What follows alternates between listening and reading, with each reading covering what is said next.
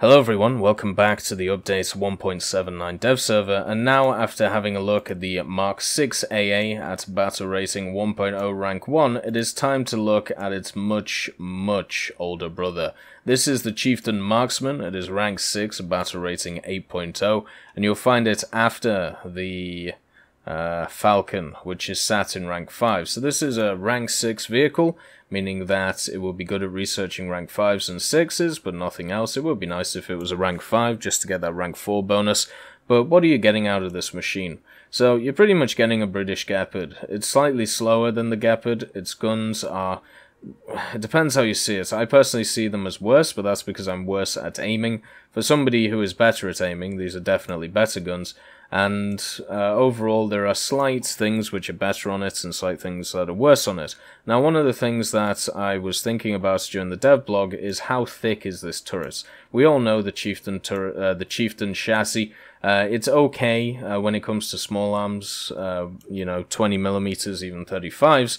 But the issue with it is the fact that it can't stop many shells when it comes to larger tanks. So this may keep you alive against other AAs, but it's not going to keep you alive against other tanks. So when we look at the turret, which is the main part, which is the part which is going to be seen the most, first of all you can see that the satellite dish, or whatever, the radar dish I suppose, is not part of the armor model, just like the other versions of it in the game, like on the Gepard and the 87, and you're also getting 25mm of armor. Now, I believe the cutoff for hull break is 30mm. I might be wrong about this, and also sometimes it is kind of selectively enforced.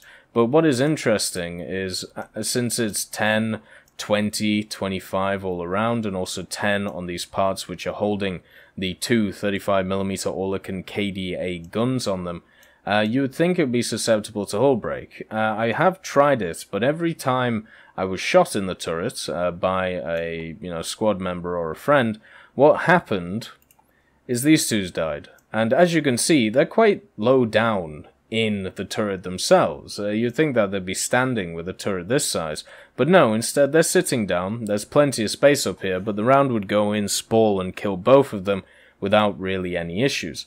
Now, on top of this, if we look at the X-ray, you can see the two guns with their wonderful precision. And you also have two belts. Now, this is where it gets interesting. So you have ammunition here, and you have ammunition here. Now, I'm not sure if it's modeled correctly or not, but you basically have two belts. You have a 40-round ammunition belt, and then you have another belt, which is 460. And I'll show you when we get into the test drive what I mean. But when it comes to the crew, only a 3-man crew, so once you pen the turrets, this thing's going to die. Or if you kill the driver, then hopefully these guys don't die. But I've got a feeling if you kill the driver, these two are going to go and die as well. 650 horsepower on the Chieftain engine, as I said, very much just a Chieftain chassis with this weird alien on top. And it does have radar AA, which does give it an advantage over something like the Falcon. Now, the reason that it's at 8.0 is because all of the other AA which have radar are around or at 8.0. I have a feeling now that we have something like this at 8.0 and the Falcon is still at 7.7, that either the Falcon's going to get dropped or this is going to get up-tiered. Just like, with the Gepard, I feel like the Gepard's going to get up-tiered as well at some point. But one of the things to note about the Chieftain Marksman, which may not be obvious when you look at it, is the fact that the guns are incredibly far apart. So one of the things is that convergence is incredibly important on a machine like this, which may be something that you don't first initially think of since it's an AA, but it's definitely something to keep in the back of your mind when we are testing it and also when it gets to live server. Because it's 8.0, it means that it's at the BR of the Chieftain Mark III, and for me, it is a great addition, because that means that at top tiers you at least have an AA which is comparable to the other nations for Britain, even though it's the size of a spaceship. If we have a look at the modification offer for this machine, we have the main thing to look at is the rounds themselves. Generally, all the other stuff for AA doesn't really matter that much because survivability is incredibly low. It does get smoke grenades, does get 8 of them. We'll test them out for you in 2 sets of 4. But Sorry, no. It's the 2 cannons and then the 8 smokes. The smoke launchers are all in the same cluster. We can... No, they're not. I'm sorry. They're in 2 clusters of 4. So we have one over here, and then we have one over here, spreading across in front of the vehicle and to the sides, in a pretty nice spread overall.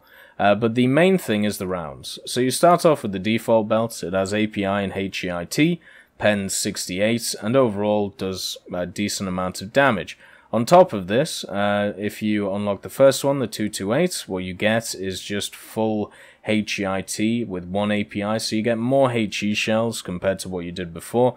This means that you should do more damage to aircraft technically, but that's not always the case. The next one is the API, HEIT, so the opposite to the other, if you want to do some more penetrating damage. And then, of course, you have a HVAP belt. Now, I've been a strong proponent of getting rid of full HVAP belts, because generally they just cause a lot of issues. I remember the ZSU-37 back in the day having it, the Type 65, the Gepard also having a full HVAP belt. All of these machines, I think also the ZSU-57 had one too, and that caused a few issues while it was going about. So I would personally prefer it if these full HVAP belts, the Falcon had one too. Does the Falcon still have one? I would prefer if they were not just full HVAP belts, because they will cause issues, and I know for a fact they will cause issues. Let's see.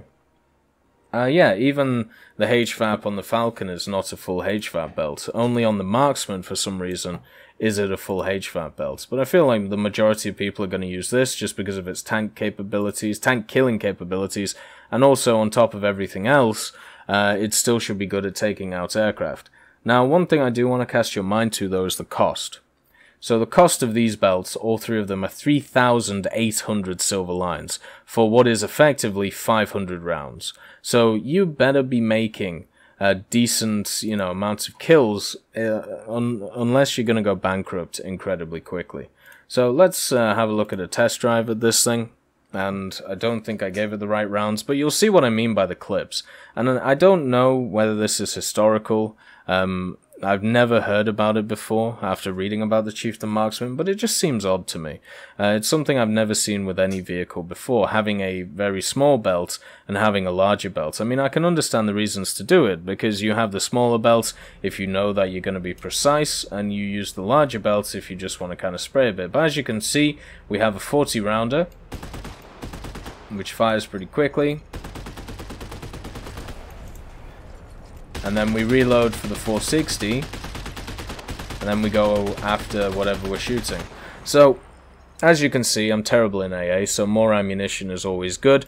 And since these are 35s, what happens is they go through ammo incredibly quickly. So for me, this machine may not be great for me, but I'm sure for a lot of other people it's going to be absolutely fantastic and magnificent. Because all they're going to do is this, and they're going to hit stuff, and I'm going to cry because I can't hit anything. People have said in the past that my AA skills are lacking, and I completely agree with them. But yeah, as I said, convergence, definitely an issue at the end of the day. It is something you're going to have a look at, especially when you're trying to kill tanks, because even now we are on the outskirts of killing that IT-1 when it comes to hitting its tracks. So even if we get a little bit closer, the rounds are going to go around the tank. It does definitely look like a machine that wants a hug, though, which is very funny. The satellite dish, the radar dish on top is definitely making the rounds, which is always nice to see. And with the HVAP, you will be able to penetrate a lot of tanks through the side, which will be the main thing that this will be used for when it comes to tank killing. But with the Chieftain chassis in tow, it definitely isn't going to be as fast as something like the AMX-13 with its radar AA. I wish, Britain made something like that, but unfortunately they decided against it. But this is just very similar to the other machines that we have at top tier for the other nations, meaning that Britain can finally sit at the table of high tier AA and be comfortable with doing it. Obviously a stabilizer it has, and going at 30 kilometers an hour, which is generally what you'll get to in the Chieftain, you won't have any issues firing straight. Just look at the convergence though. Like, it's really not good, is it? Like, it's very hard to converge them. It's probably, let's see. Right, let's work out what the convergence is. Just on this stock vehicle. So it's about 800. It looks like. It may be a little bit more than that, which isn't good. Oh, we should test the grenades. So, the grenades, as you can see, fire incredibly wide.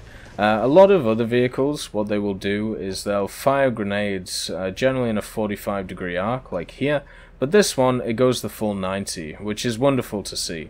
So if you do ever get any issues, or what you want to do is try and stop getting shot from a certain place, you can just spread them all over the place instead of having to concentrate on one area. This does mean there are small gaps every once in a while through the smoke that you can get shot through, so make sure that that is being taken care of.